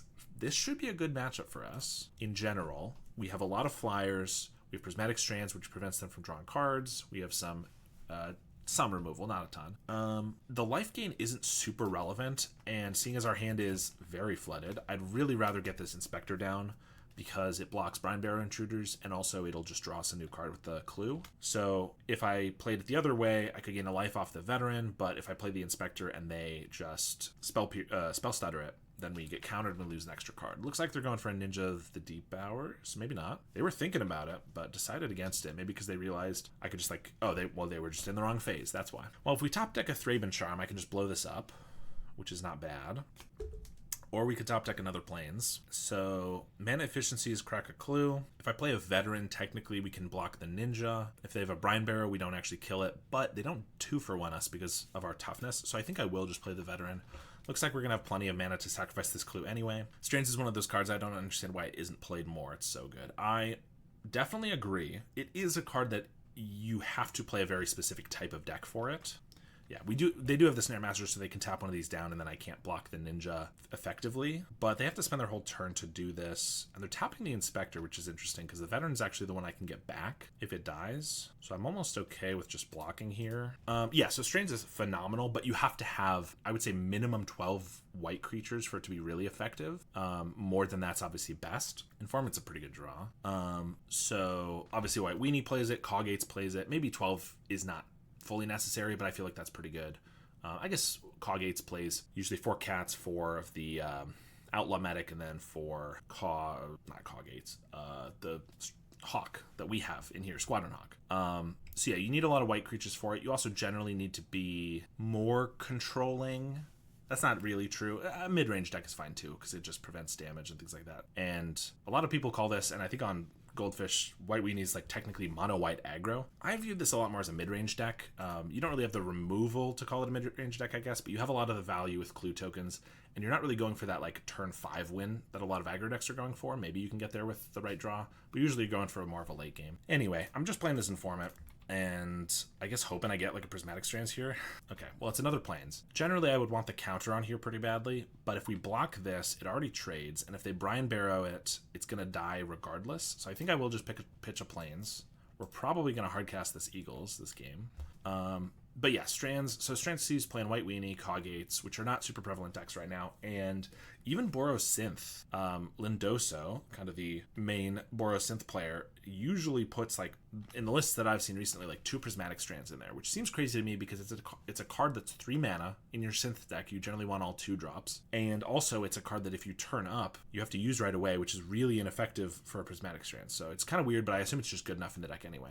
They have another Snare Master, which is annoying. Again, they are spending a lot of their turn just to tap my guy down, but it's not just to tap my guy down because they also draw a card. Then I have one mind. I could cycle in Eagles here to get a Grange, which is not terrible because I can buff the Inspector and it can block.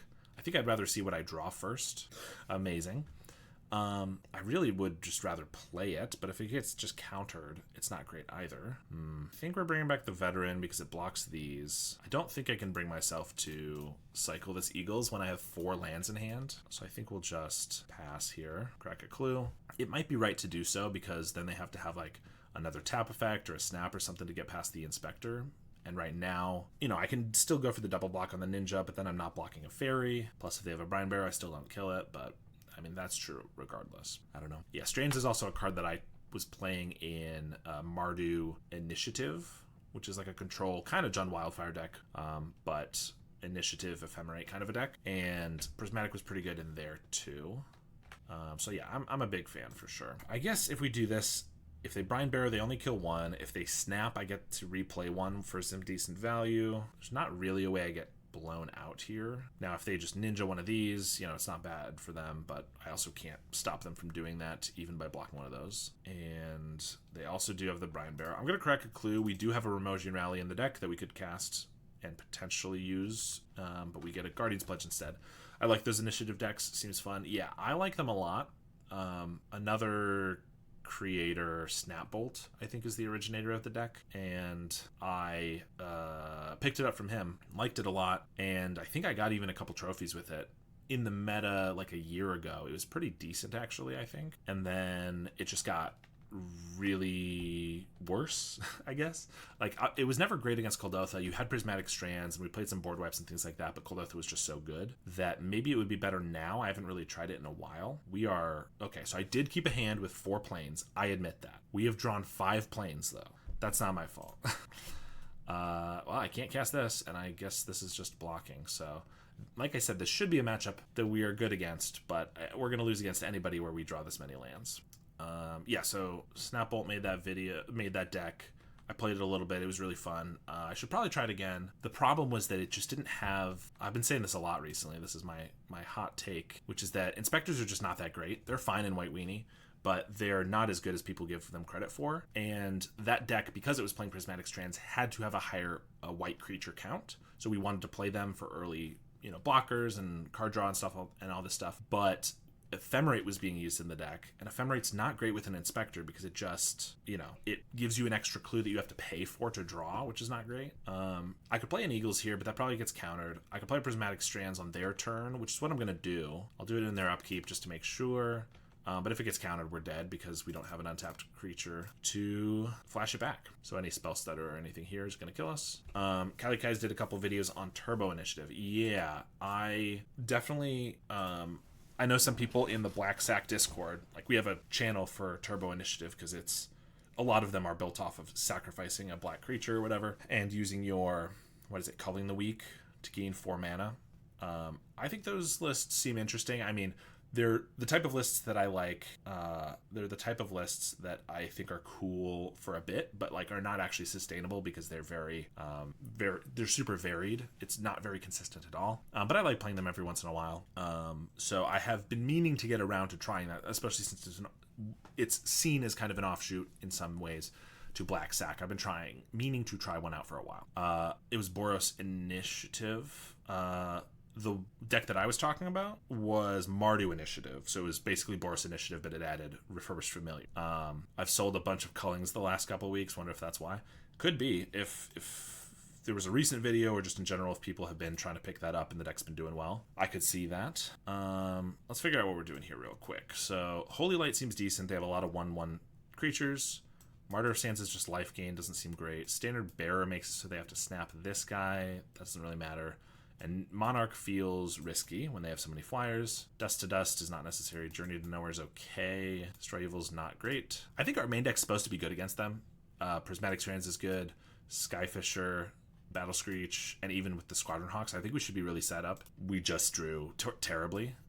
Not just for that, but I am going to cut up a Plains because how dare they make me draw so many. But otherwise, I think we should just be fine. Yeah, I'm always interested in trying new janky lists. I was definitely looking into, this is 4 lands. It's not amazing, but I just don't think this is a mulligan hand. But I will probably regret it. I mean, this doesn't have any flyers, so maybe that's a reason to get rid of it against fairies, but who knows.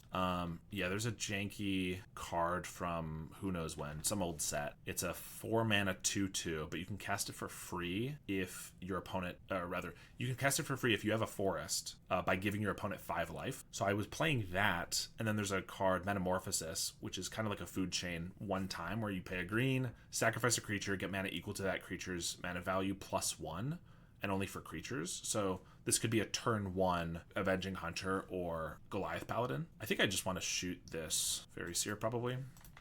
So yeah, so I was trying that for a little while, like just trying to brew it, and it wasn't great because the problem is you generally, to make a deck consistent, you need 8 copies of a card like that, and I only had 4 Metamorphosis and 4 of this guy that was free. Now I was also trying, of course, Culling the Weak, so that's kind of your additional copies, and then I was trying some Shambling Ghasts and things like that sacrifice into a treasure for like a turn 2, and it feels like it should have worked a little better than it did, but I haven't really revisited that deck in a while.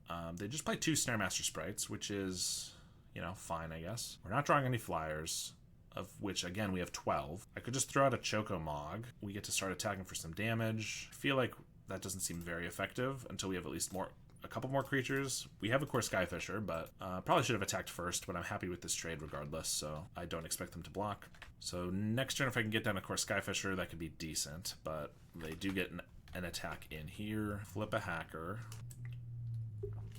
and hit for 3, and so they have a Sprite in hand. They could Spell Stutter for 2 mana here. So I could Core Skyfisher, get that countered, and then I can Hawk, which gives us a bunch more Hawks to block everything. Now, Skyfisher blocks better, obviously, but if it just gets like tapped down by their next Spell Stutter Sprite or Snaremaster Sprite, it's not great. Whereas if I have an army of Hawks coming out, that actually feels kind of good. I think we will do that. I'm probably going to leave one of these back to block. I guess I don't need to get in for some damage. We'll throw the Skyfisher out. I'm expecting it to get counterspelled, and then I can range up an Inspector so we can have a decent blocker here. Plus throw out a Squadron Hawk. Gives me a bunch of blockers. I don't know. Feels kind of weird because it's like Skyfisher could get us another clue and it's a better blocker, but it kind of feels like they're not going to be able to counter all of these Hawks, and I'm happy to just trade them off, so kind of feels decent. I could attack for like 1 here. I'd want this to block here, but that feels not worth it if they just play like Bind the Monster and Snaremaster Sprite or something. There's the Bind the Monster on the first Hawk. They attack with everything. That's crazy to me. Do they have Mutagenic Growth for this Moon Circuit, maybe? I could block with this guy too to try to trade. If they do Mutagenic, the only reason to attack with this is like a Mutagenic Growth or something. Like they could Brinebearer to keep it alive, but that doesn't make any sense. I guess I'll double block. Maybe they get me into letting these trade for this, but that's also still fine for me. And if they do have the Mutagenic Growth, then this way they don't actually keep their guy alive. They have a Snaremaster Sprite, Spell Stutter, and 1 unknown. They're about to draw another. And yeah, they just lose that guy for this Inspector. I don't know, could have just been a mistake, like with the all-out attack, but I generally try to give my opponent the benefit of the doubt and assume they have a reason for doing that. So they know we have 3 Hawks, so if I Hawk, they could Spell Stutter it. Then I Hawk again, they can Snaremaster it. They can get in with 2 guys. Not great. I could just Inspector. I guess if they want to counter that, then I get 2 Hawks through. Could also crack a Clue, but that doesn't seem very effective. I think we'll do, I don't know, it's giving them more information by playing an Inspector first because they already know we have the Hawks, but it feels like they could make more of a mistake by doing that because the Hawks feel more effective. I don't know. I actually think maybe if a Hawk gets countered, that's fine, and then we have clues to back it up. Like if they have another Ninja, it's not great here because they Snare Master this and then they can Moon Circuit one of these guys, but they need either a land, well there's the land, or it had to be like a Moon Circuit Hacker. I don't know. I think we're doing okay. Even if they get a Ninja here, that means they can't use the Spell Stutter again this turn, which means we get the Hawk through. They attack with everything again? Okay. If they attack with it again, I'm going to assume it's got to be mutagenic. Or maybe now they're... I don't know if this is just crazy. Maybe now they're expecting us to do the same block because we did before, so then they get to trade for this, which they're okay with. I'm okay with this trade too, though. So if I just block here, maybe I get better stuff, but I'm gonna assume they have a mutagenic or something. It's less common nowadays. Mutagenic was more popular in the past. There it is. They were playing like they had it, and I assumed they did. They just traded Mutagenic and Moon Circuit for a slightly larger Inspector, though. I'm very okay with that. Now we have a Veteran, then a Hawk, so we can also card draw. Skyfisher is great. I could Skyfisher, pick up a land, play a Hawk, which deploys more flyers this turn, but I can also just Skyfisher, pick up the Hawk that's tapped down, and that's more value over the course of several turns. I could attack here. It's 1 damage, but I guess they actually could have a Brine Barrow as their last card. No, they would have used a Brine Barrow against our Inspectors to keep their guy alive, right? Yeah, I think so. So there's no way they have one. Yeah, so we get in for 1 damage there. Nice. Now, they've already gone through 2 Snare Masters, a Bind the Monster. They need a way to get rid of this Skyfisher, but they don't have it. Okay, so let's just play a Squadron Hawk, see if they want to like Spell Stutter or whatever. They already know about that. Just a counter spell. Love that. I think I might just want to Chocomog here. It gets in for a good amount of damage. I'm not really worried about dying or anything. We get to attack with our guys on the ground better. If it gets countered, it's not the biggest deal, but with the Guardian's Pledge, we can definitely go for like a win next turn. In fact, we could just attack with everything. The worst that could happen is they have a Ninja. If they already had a Ninja, they would have gone for it. I think they would have traded in this to get back their Snare Master Sprite and drawn a new card. So I don't think they have a Ninja. They don't have a counter spell, so it's probably just an island or something. Which means if we attack for a bunch here, maybe they get in and draw a new card or whatever, but then we have a Guardian's Pledge next turn, and even without the Guardian's Pledge, if they have like a counter spell for that, then we have pretty much a win here anyway with the Chocomog. Yeah, of One Mind for full cost is great for us. And excuse me, they do attack with the Spell Stutter. Just get in for 1. And I mean, we have, if they block here, they're already taking lethal, so they have to have another blocker. So if they have like a Brine Barrow plus a counter spell for our Guardians, they're not going to die here, but they're still going to have to chump block and take a bunch of damage. So I think I'm okay with that. They could also have like a Spell Stutter or something that they have to play before blocks now in order to not die, and then the Guardian's Pledge will finish them off. There's the Brine Barrow. Shrink the Chocomog. So they chump. I don't know why they'd chump this Inspector when they could trade with this Hawk, but we're gonna go for the Guardian's Pledge. Like I said, even if they have the counterspell, it's not that big of a deal. All right, so we get that game. That's how the game's supposed to go. Let's just try that again.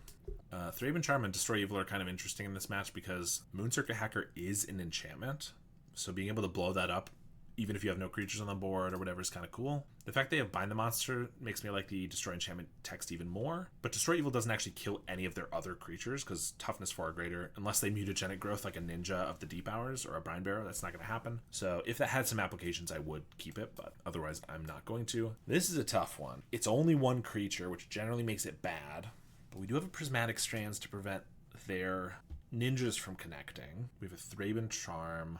I think I'm going to keep it. This could just be a huge blunder, but Thraben Charm can take out like a Ninja if they play that on turn 2. Can't take out a Fairy Seer, obviously, since we're on the draw here, but then Prismatic Strands can hold them back. Also, the Ninja can maybe, the Novice Inspector rather, can maybe even like eat a Moon Circuit Hacker with a Prismatic, something like that. Chocomog's not the best thing in the world, but it is another creature at least. Like, I would love a Ninja of the Deep Hours here. They draw a card for it, but they bounce back their Fairy Seer, so they lose some tempo. We get to just, they tap out cleanly, and we get to blow it up. All right, I'm pretty okay with that. I think land is fine. Obviously, I would love to see some more creatures, but the fact that this means they have no creature this turn, like they did, technically it's card advantage. We won for 1 with the Ninja, but the Ninja drew a card, so we're down a card.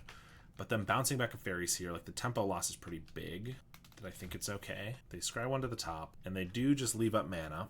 So that could be a Spell Stutter, which Spell Stutter doesn't counter Chocomob. But this is not, like, this doesn't come up a lot because it survives for 4 turns and you should win by then. But, like, this does not last forever. So just throwing it out here as, like, a blocker and stuff does not do as much as I would like. They're going to swing here. If they have another Ninja, I could Prismatic Strands just to eat the card draw. Then it's in our graveyard for later. If they want to counterspell it, that's fine. Pretty mana efficient. Then I get to crack a clue and maybe play a 2-drop on our next turn. I think I will. It's obviously not the most value ever, but I think it's decent enough. And if they want the card draw badly enough, they might just, like, counterspell. Maybe. They're thinking about it. They're really thinking about it. All right, they let it go through. I mean, I honestly wouldn't have hated that if that 8-A counterspell too, because that would just still be a 1-for-1. And I mean, here it's a 1-for-1, but, like, they don't lose their hacker, so it's like kind of card disadvantage, but we also have the flashback. I don't know, it's kind of like a half of our card for one of their cards, which is why it's kind of decent. We do really need to hit some creatures here, though, and them holding up Spell Stutter makes it really hard to do like a Skyfisher if we draw that. I think Battle Screech would be our best draw. If they just counter it, it's like with an actual counterspell, it's fine. But if they don't, we get 4 guys because of our Inspector. I don't know. That's our best draw, I think. Rafine's Informant, again, decent, but it just gets eaten by a counterspell or a Spell Stutter, which they very clearly have. So I don't think that's what I want to do. I'll crack a clue just to see what we have going on. It's another land. Well, I'm not going to play an Informant into an obvious Spell Stutter with nothing else to follow up. I do have a blocker here. I could flashback a Prismatic Strands, or I could Remosian Rally or something. If they just attack with the Fairy Seer, that's fine. No, they are going for the Hacker too. Well, they could have Brinebearer or Mutagenic Growth, but if they don't, I'm happy to let those trade, I think. They snap the Moonscircle Hacker. That's also an option. I mean, that's fine. Snap is card disadvantage for them there, but then they're going to get it back by drawing a card here. I could Prismatic. It's an option. Denies them another card. I think this time we'll leave it. I also wanted to use up my mana and get the Prismatic in the graveyard so we can have it for free later. So there was other reasons than just denying him a card that I wanted to cast it, whereas casting it now is just for that one card. So I think I'd rather wait. But if I can get like a Skyfisher here, then I can play Informant, debate the Spell Stutter, Skyfisher, pick up our Inspector, play it again. That would be pretty decent. Hawk fills a similar role. Not terrible. I think we'll do that. Then if this just resolves, that's fine too. They might only be holding their counterspells for flyers at this point. Yeah, they let it go.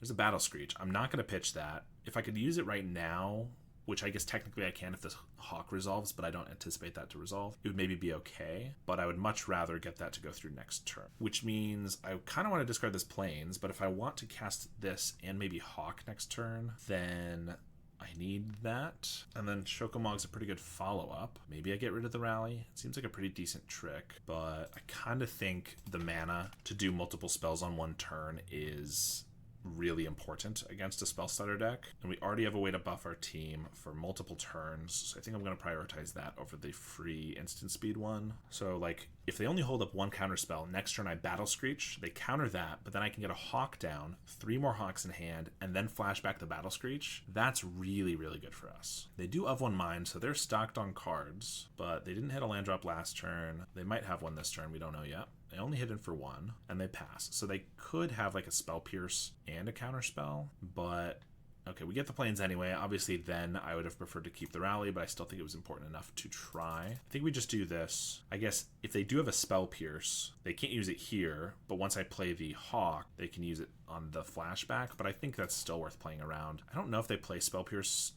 Well, in general, they do sometimes. Sometimes it's Dispel, sometimes it's Spell Pierce, sometimes it's neither, but I think I don't know if they would keep it in after sideboard. I think it's too good that we're going to try to go for it anyway. And it works. All right. That was a great turn. Now we have flying blockers. They're missing land drops, which is pretty relevant because that means that they are falling behind on, like, they have 7 cards in hand, but how many of them can they actually cast in a single turn? Only 1 or 2 maybe. Sprite, if they tap for that, like that uses up most of their turn to tap down 1 bird. Okay, fair enough. I mean, this ensures a ninja gets through if they have like another hacker in hand. So either way, if they have another hacker, they can get it through. So would I rather just take out the... And they might just have a Brinebearer here to eat one of our birds, but that's fine. I'm kind of okay tapping them fully out here, I think. Plus, we still have a Prismatic Strands, actually, if they do something like that we really don't like. So I kind of think we'll block here, because if they go for a Moonscircle Hacker, then I get to Prismatic, eat this Hacker, and the other one doesn't deal damage, and that kind of feels decent to me. I think we will. Keeping a bird around is pretty relevant. Keeping them off a card is nice because then they have no mana here. Oh, another Battle Screech. Now maybe we're happy we kept this Plains, because now I just get to...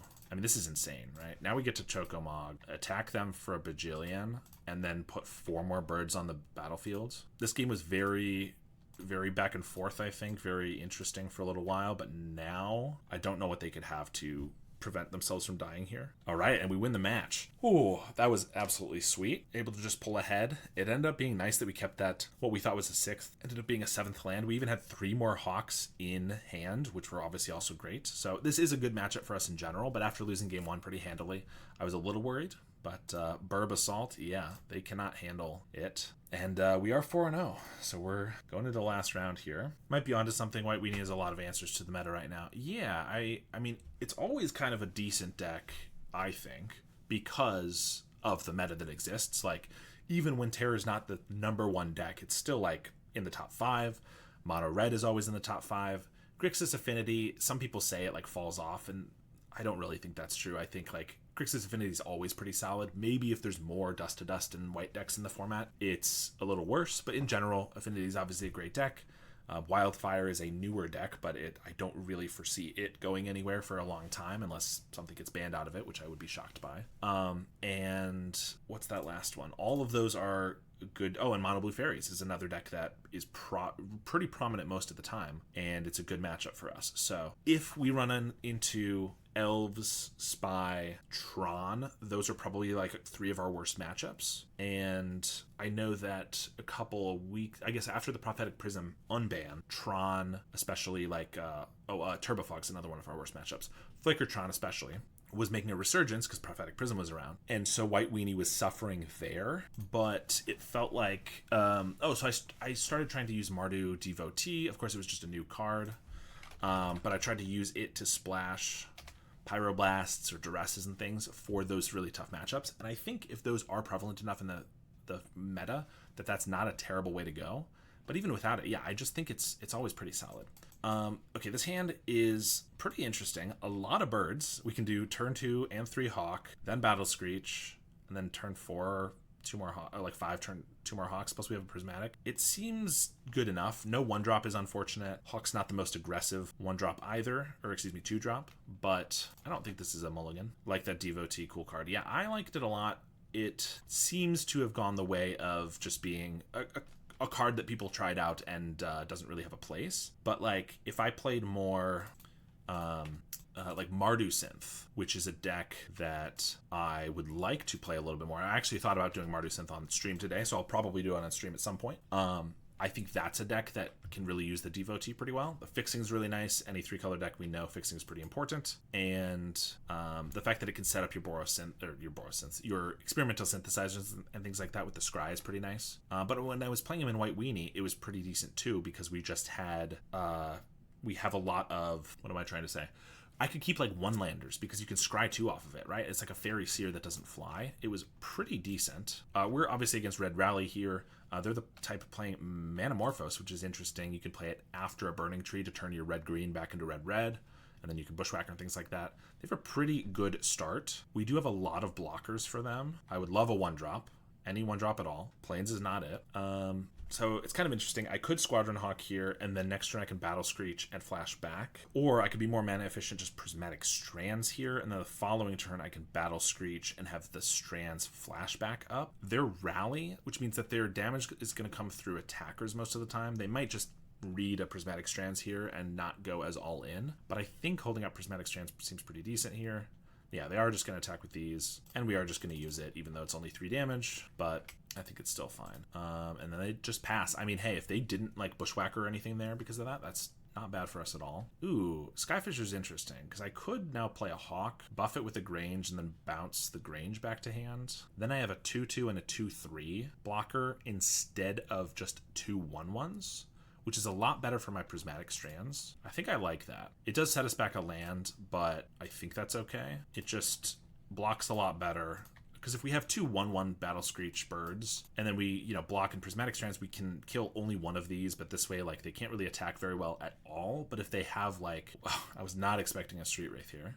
But if they have like, you know, a rally and a bushwhacker and they try to go really wide, well, we have the prismatic strands, which they know about, but that just prevents them from doing that. I guess with Manamorphose and Street Wraith, they're just trying to basically cut their deck down to 52 cards, which is fair. Chain Lightning to take out the Skyfisher, so I could prismatic strands here, but then they don't attack, which prevents that damage, but then I don't eat any of their creatures. Or I could just let it go, and then they still can't attack very well. I think we let the first one go. If they then bolt like our Hawk, we'll certainly use the prismatic, but if they don't here, they could attack with just this. I could block, and they might just be happy to trade this for the prismatic. I think I'm just happy to take 2 here, though. The longer the strand sits in the graveyard, the better. They only have 3 cards left, so that's not bad either. Okay, so here I could Grange up this same Hawk just so it's big enough to block a Tomb Raider even without the strands, which I kind of like. It does just die to a bolt, but I think I kind of like that. And then I guess we can also just Battle Screech and flash back, build out the board quite a bit. Also, this means if we top deck like a Guardian's Pledge, we have 17 damage right away, which is just 1 short of winning. Another Tomb Raider, so they could just swing all out here. The worst that happens is they lose a Tomb Raider for the prismatic, or I could just like chump, but I'm not going to chump. I'm not going to take 5. So I think I might as well go for the prismatic this time. Post sideboard, just like we were doing earlier against red.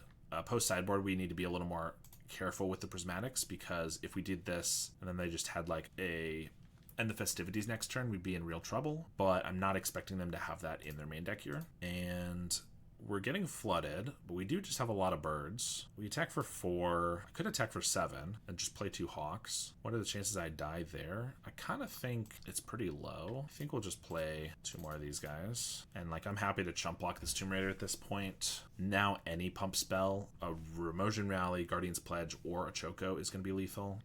I guess I was maybe not giving enough, like if they have a Rally and a Bushwhacker here, it might not be lethal, but it's still not great. But yeah, maybe I should have left back more blockers, knowing that that's the type of deck they are. They're swinging with everything, so I could block here, but then they take 6, plus I give them a card. That seems bad. So I think I block here and I block here. I take 5. I'm at 8. There's no way they can kill me with 1 card in hand. And again, any pump spell, like that one, is going to win us the game, because this is going to be 14 damage, I believe. I guess they have a bolt. Maybe they can survive. Yeah, by killing this one, but still I have a blocker. They've used their bolt, and we still put them really low, so that was very nice. So here we obviously get our Martyrs of Sands for life gain. Journey, Standard Bearer, Holy Light definitely is going to be good because there are Red Rally. I wouldn't bring this in against like Madness, but Rally seems pretty good to bring it in for. Thraben Charm, seeing as Thraben Charm is one that I left in against Red Madness because they have graveyard synergies and relevant important single creatures. Whereas this, they have creatures, but I don't care about like 1 Tomb Raider. 1 Gutter Snipe can kill us. 1 Tomb Raider is just another creature. So I think I can actually pull out all of those, and creatures are good. I don't really want to cut any of those. I think maybe a land. I did see like 20 lands. I pulled this list, like I said. 20 lands and 1 of Eagles is not too uncommon. Like 21 sources is pretty common for White Weenie. But I feel like I got flooded a lot with this deck. So I had already thought about cutting it down a little bit, and I mean, we only have 2 here, and we generally want at least 4 throughout the game. But this is a very solid opening hand. Not one we're getting rid of anytime soon. And yeah, we have Thraben Inspector turn 1, then Hawk, fill up our hand, and we can Martyr of Sands for like 15 plus life at some point. Ginger Brute, a lot better than a Tomb Raider. They also mulligan, so not going to be the best ever. And we get a Prismatic Strands. Very nice for us. We're definitely in a good spot, I think, just based on our hand and the current board state. They could just like couple Burning Trees into a Rally here. Just the Rally is good, though. They can get in for 4, but I still get to eat a Ginger Brute, which is pretty decent for me. Or they just attack with the Emissary, which is also totally fine. Plains is great. So I kind of want a Skyfisher here because it blocks the Burning Tree, but I don't want to pick up my Inspector because then if they just bolt the Skyfisher, I've lost a blocker. I could Squadron Hawk, which sets up the Martyr of Sands very nicely, but then it doesn't block the Burning Tree very well either. I think I might just Skyfisher the Clue token because we don't need the value that badly. We're already looking like we have what we need in our hand. So yeah, I think that's the play. Now, if they have a bolt for this, that's fine, but they have to have another bolt for this, or they again can't attack with these 2 or these 3. They have a Tomb Raider, so they can get in for 4, which is fine, but they only have 1 card in hand. Another Inspector, so I was definitely going to play a Prismatic Strands. The Inspector changes it a little bit because I could play Inspector and Hawk. We have pretty good blockers. And Prismatic Strands is better once I have the blockers. So yeah, I think we'll do this. And obviously Hawk is really good because I'm trying to before we get too low, which I'm not too worried at 13 life. I don't think I pressed no on that ability. I thought I pressed yes. Well, apparently I didn't want to search with Hawk. I feel like I definitely pressed the yes button, but now I'm going to have to watch that back because apparently I declined to use Hawk's ability. Oops. Guess I'm just trying to throw and make the game more interesting. So that's embarrassing and hope we don't lose off of that. But play it cool. If they just attack with these, I think I'm just triple blocking one of these. Okay, if they attack with everything. Okay, so I'm envisioning that they have an End the Festivities, which is why they want to attack with these. They don't want to lose their artifact for the Tomb Raider. But if they attack with these and I block with Inspectors, they end the Festivities, they wipe or hold board, which I have a Prismatic Strands to prevent, so I want to not walk into that. So I kind of think I just like triple block this Burning Tree. Then if they have a single bolt, I still eat it. If they have 2 bolts, so be it. But I'm pretty sure they have to end the Festivities based on this. Or I could do this and block here. But then if they have the 1 bolt, they eat all of our guys. And I really want one guy to survive because of this Prismatic Strands. So I think we're triple blocking this guy. Usually I would be enticed by these humans and try to block with the Thraben Inspectors. But End the Festivities just blows us out so badly. And I don't need to walk into that. We have 2 answers to End the Festivities in hand. As long as I just wait until next turn. And this way I'm pretty okay with a trade of like an Inspector for a Burning Tree. Plus, we're taking 4 down to 9. Not my favorite thing, but only 2 cards in hand. There's really no way they can kill us from there. They don't even have anything, so it's just a 1-for-1 trade. Of course, we did not, we took some damage that maybe we didn't have to. Grange is decent too. Okay, this is really annoying though, because obviously Hawks would be great, and Martyr of Sands would be great with more cards in hand. But we just don't have that. So we're going to buff up this guy, and we're going to hold up Prismatic Strands. Also, Strands does not prevent against damage against the Ginger Brute, because it's colorless. So theoretically, if we get low enough, that's a way we could die. I guess we hope to draw another Squadron Hawk, because I was like, oh, we have the combo. Just in with the Ginger Brute, and they're going to activate... Well, I'm going to take the 1, and they're going to pass, so I'm going to crack a clue. We have an Inspector, so I could just play... We're getting low enough that I probably should just play a Martyr and gain 9 life instead of 18. And then hold up the Prismatic Strands. So obviously I'm revealing it to them, but they're probably aware that I have it anyway. And I mean, the longer this goes on, the more chances it is they draw more burn. So I'm not really loving my position now, especially without the Hawks. But if we played properly and clicked our buttons properly, I think we'd be okay. They have a Searing Blaze for our Inspector. Interesting. I don't really want to take that 3, so we probably will use the Strands here. I guess interesting to note that these are white human soldiers. Obviously you can just see that, but I wasn't thinking about it, so I actually don't have a way to prevent damage from them. But that's fine. We're gonna Martyr of Sands first, reveal our 3 cards to gain 9 life before I cast the Prismatic Strands, so that obviously we just gain more life this way. And then if this was just a bolt, I might let it go, but the fact that it's taking out a creature and dealing me damage, I think it's worth the Prismatic Strands. They can certainly still attack with the Ginger Brute and get in for 1. Battle Screech is a great draw. Okay, that's gonna help us get out of this flub that we made. I do think we want to leave back both Inspector. I could get in for 1, but I think I just want to hold up both Inspectors for more blockers for these guys. And I'm less worried about the End of the Festivities because we obviously have the Prismatic Strands in our graveyard. And then next turn I can Guardian's Pledge for a lot of damage. 15 in the air, more on the ground, but that might block those. They Manamorphose into a Manamorphose, activate the Ginger Brute, so they did not find anything to cast, it looks like. Not anything they want to cast anyway. Yeah, this deck, in general, I would say the standard kind of stock list Red Rally just accepts the fact the Burning Tree Emissary makes a green, which is kind of awkward for, it's not awkward for Rally, but it's awkward for like Burning, Goblin Bushwhacker and things like that. This version is kind of trying to offset that. It has Manamorphose to turn the green back into red, and then it has Ginger Brute, which has the activated ability to make it unblockable, so that you can use that and use that for the green mana. So they have a Cast into the Fire here. Kind of interesting, because I can save them. Then if they have the End Festivities, I don't have a way to save them with the Prismatic, but I can actually hold up Guardian's Pledge, because End the Festivities is a sorcery, so they couldn't cast it here. They'd have to wait till next turn. I'm probably not going to cast this Guardian's Pledge this next turn, because it's not going to win us the game. So I think we are going to Prismatic Strands here. For red, obviously it's not really holding back much damage here either, but I think seeing as we have the Guardian's Pledge to keep our birds alive through another End of the Festivities anyway, I think that's probably worth it. We get a Plains, only 1 thing to cast for 3 mana, so might as well crack a clue, see what we have. And another, a 1-drop that fits nicely into our curve is great. So I could just attack with everything. If they don't block, then I just win, so it's probably worth it. If they do block, and they just conceded. All right, well, I think playing on stream gives me some luck or something, because that's my third trophy in 3 streams, and believe me, I'm not usually getting this many trophies. Like, I get a couple per league, or per league, of course, yeah. I get a couple per season, and not generally this much. But here we are. Here's another one. And I'm very glad that blunder or glitch, because I feel like I pressed yes, that I wanted to search with Squadron Hawk.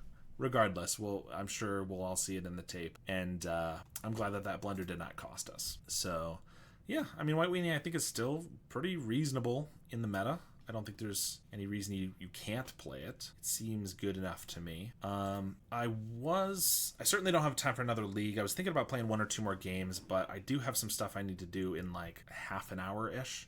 So I think maybe we'll just call it there. White Weenie's not necessarily the fastest deck ever. I've been live for 2 hours, 40 minutes. So, definitely not a bad amount of time, but not a deck that's going to win a league in an hour or anything like that. So I think we'll call it there. A little bit shorter of a league and a stream, I mean. I still don't have a set stream schedule, but I will certainly continue to try streaming 2 times a week at least, which is what I've been doing.